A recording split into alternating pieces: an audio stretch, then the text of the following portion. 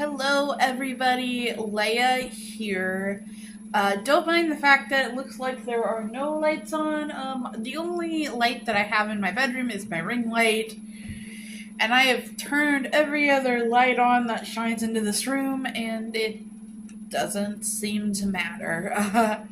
So I wanted to, first of all, I want to say, I am essentially mass recording videos this week because school starts next week, and so for the next 8 weeks, I'm going to be packed. This video is, I don't necessarily want to call it long promised, but I think that it's kind of a combination of a video that should have been done a long time ago, but also probably like an anticipated video, which is talking about my thoughts on the Ozempic craze. If you don't know, hi, my name is Leia. I have multiple diseases and conditions, and relevant for this video, I have diabetes. I'm obviously very much overweight, and I also have gastroparesis and GERD and a couple of other digestive conditions that are not as relevant for this video. Obviously, everybody I think knows that Ozempic is this miracle drug that makes you lose weight, but I don't think that very many people realize what Ozempic was actually designed to do. And Ozempic is it's like Tylenol. It's not actually called Tylenol, it's called acetaminophen. There's another name for it that is in my insurance paperwork when I went to look and see which ones my insurance covered. They're GLP-1s. They are medications that are actually intended to treat type 2 diabetes. And they're actually a very good treatment for type 2 diabetes. They're a better treatment than insulin. And I know you're like, what? A better treatment than insulin? That can't exist. Insulin is the end-all be-all. But listen, guys, insulin treats high blood sugar, which is very important, and it's the only treatment for type 1 diabetes. Well, we'll get into another video for another day. Insulin is, for the purposes of this video, the only treatment for type 1 diabetes, and it is kind of the treatment of last resort for type 2 diabetes. It is the treatment when all of the other anti-diabetic medications fail. Don't mind the train sounds. I live across the street from a train station. Yes, I moved from Chicago, where there were sirens all the time, to now living across from a fire station and a train station. It's pretty crazy, guys. So, insulin is a drug of last resort for type 2 diabetes because type 2 diabetes has other complications, and I'm not sure if they are specifically type 2 diabetes complications or if they are more broadly metabolic syndrome complications, but insulin doesn't treat those. It can, I think that maybe it could make them worse. I haven't done a lot of research on that, but you know what does seem to have an effect on metabolic syndrome / type 2 diabetes complications, complications and comorbidities? GLP-1 inhibitors, or GLP-1 medications. So it's not just that these medications work well for diabetes, it's that they are probably a much better option than insulin. And as you know, people aren't going to believe this, but they are much, much more expensive than insulin, And that's not me downplaying the cost of insulin. I think that, when you go to Walgreens, they'll say, your insurance saved you this much money. And my insurance saved me $1,000 this month, probably more. Money that I definitely can't afford to spend to stay alive. But GLP-1s are more expensive. I know that for some people on Medicare, they can be, hundreds of dollars a month. And these medicines, like I said, they are very important in the treatment of type 2 diabetes. There are even some opinions out there, like scandalous opinions I know, but there are some opinions out there that are concerned that if we lower the price of insulin and pass laws to lower the price of insulin, but we don't pass laws or do anything to try to lower the price of GLP-1s, then what we're doing is we are encouraging type 2 diabetics to go on a medicine that is not the best for them. Now, there are some type 2 diabetics like myself who insulin is the best medicine for them. I am extremely sensitive to metformin, which actually did work very well at high dose. Other anti-diabetic medications are even harsher on the stomach, so I'm not even going to try them at this moment. And then you have GLP-1s, which everyone I think knows that Ozempic and the like are incredibly harsh on your stomach, so I can't take those either. So for me, insulin is the best choice, but for the majority of diabetics, insulin is not going to be the best choice. The best choice is going to be either pills, or if they're doing an injection, it's going to be a GLP-1. Also, there are benefits to GLP-1s that you only take a GLP-1, once a week. You give yourself one shot once a week. Compared to, I now take more than 50 shots a week. Obviously, it's a big difference. And also, it's a big savings because, you see this box right here, this box of pen needles, I go through an entire box of pen needles a week because I give myself so many injections. So that's about Ozempic from the diabetic perspective. Now, from the perspective of someone who is obese, Ozempic at least seems to be this miracle drug. Even though it is an injectable diabetes medication, it doesn't cause low blood sugar, which something like insulin does.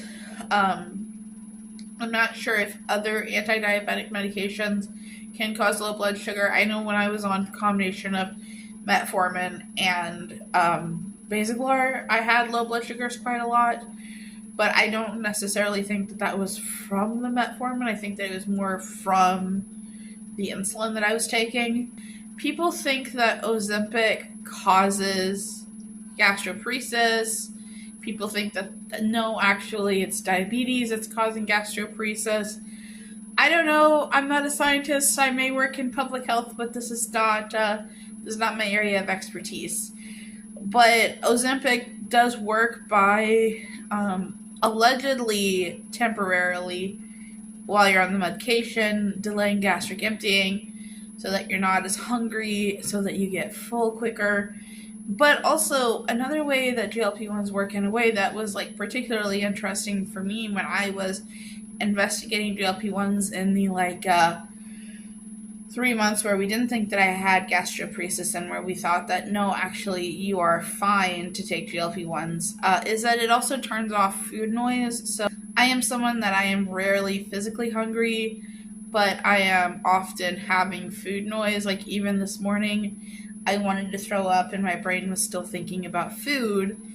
And that is one thing that GLP-1s can do. Specifically, I think Mounjaro is especially known for this, as to turning off or turning down the food noise. And so for me, when I was considering GLP-1s, I thought, oh, this is great because I will stop wanting to eat all the time when I'm sick, and it will help lower my blood sugar. So that's why it's pretty well known. And I'll also say that Ozempic, to me, is kind of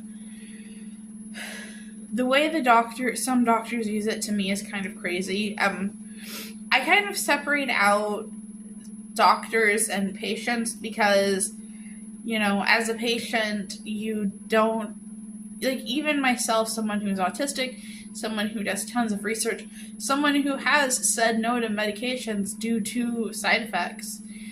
Patients don't always have the ability to research side effects, and that's not me trying to denigrate or put down other people. That is simply me saying that not everyone has equal ability to do research and to appreciate research. So I think that there's a difference between patients wanting to take them and the doctors prescribing them.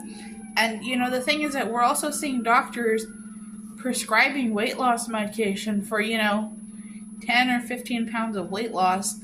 And that I think is completely wrong. I don't mean to be insensitive, but to me, wanting to lose 10 or 15 pounds, even if it's before a surgery, even if it's before this, that, or the other, even if there's a medical reason to lose a couple of pounds, to me, I think it's absurd that we're taking medication that people with diabetes need to be able to lower their risks of all of these diseases that they're at a higher risk for because they have type 2 diabetes.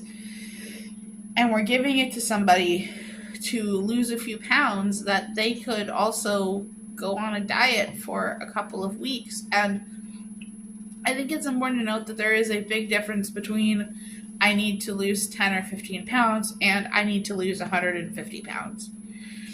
And for me, I have a difficult time, especially because if we did not have a GLP-1 shortage, I think that I would still be against it for eating disorder reasons, but I would not be so against it, ethically.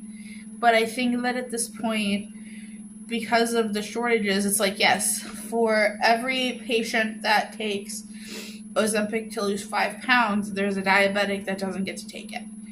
And generally, I am against this kind of thinking. I'm generally someone that's no, you're not literally taking it out of somebody's mouth to put it in yours. But in this case, we are literally having shortages where people can't get their medicine.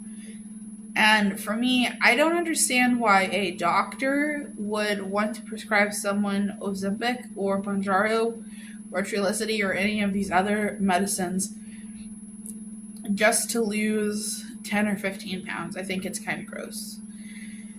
I don't really have much more to say on the people who need to lose a little bit of weight. Now I want to move on to the people who need to lose a lot of weight. People who need to lose 50, 75, 100 pounds. Okay, so this to me is a lot more complicated because, for me, I've long accepted that my type 2 diabetes is not going to go away if I just lose weight. If you don't know, right after I was diagnosed with diabetes, I lost 40 pounds from essentially malnutrition because I couldn't eat anything, so I was living on Gatorade and yogurt because I was so sick, and the yogurt was also making me sick, but we're not going to talk about that. That is a different video. And so I get it because it's a lot harder to lose 150 pounds, to lose 100 pounds, to even lose 50 pounds. We're not just talking about a lifestyle change. And I think that people are so much oh, just change your lifestyle. And I'm okay, first of all, the longer you do something, the harder it is to change. Think about a routine.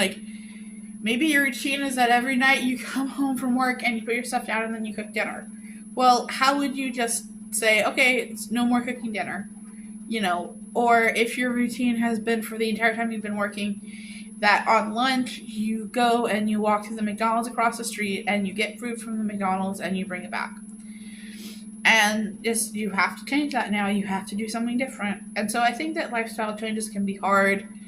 And if you look at the potential for Ozempic and Mounjaro, they're showing that they may even be effective in addictive behaviors, so drug addiction. And I think that when you consider that, it kind of makes you wonder. Now, I think you guys know that I'm someone that I don't believe that just because someone is in a bigger body means they have binge eating disorder, and that I think that it's incredibly disrespectful to everybody to claim that they have binge eating disorder. But I do wonder how many people out there do have binge eating disorder and they don't know about it. And binge eating disorder, all eating disorders, actually work in your brain the same way as addictions do. So I think that there's a lot of potential there. And also, people who are in larger bodies, unfortunately, do have an increased risk of diabetes. They may have pre-diabetes. I know that my A1C was kind of hanging out around 6 before I was diabetic, when I was just in a larger body. So even if it helps their A1C and gets them from pre-diabetes range to normal range, I don't think that that's as big of a deal. So yeah, I think that if you learn anything from this video, I feel like there's a million other things that I could talk about, and if you guys want to hear about Ozempic from an eating disorder perspective, I can definitely make that video. In fact, I might make that video tomorrow. But I think, like I said, Ozempic, very important for people with diabetes. Kind of gross that people use it to lose a few pounds. Morally gray and complicated, losing a lot of weight. I will say I don't think it's fair to say that people who use Mounjaro are cheating. You know, is it cheating for me to control my diabetes using insulin? Is it cheating for me to make up for my nutritional deficiencies due to my GP by taking a multi and an extra vitamin D supplement? You know, we shouldn't look at using a medication to help us deal with something. Even better, is it cheating for someone who is addicted to, I don't even know if I can say this word, addicted to a certain substance, to take a certain other substance to help them get through the effects of no longer being on the substance in the first place? Like, we don't look at medication as cheating in any other way, but when it comes to diabetes, when it comes to weight, we look at medication as cheating. And to me, that's wrong. That is gross fitness culture stuff that I don't subscribe to. I think it's complicated, and I think that really the solution here is for there to be more GLP-1 inhibitors.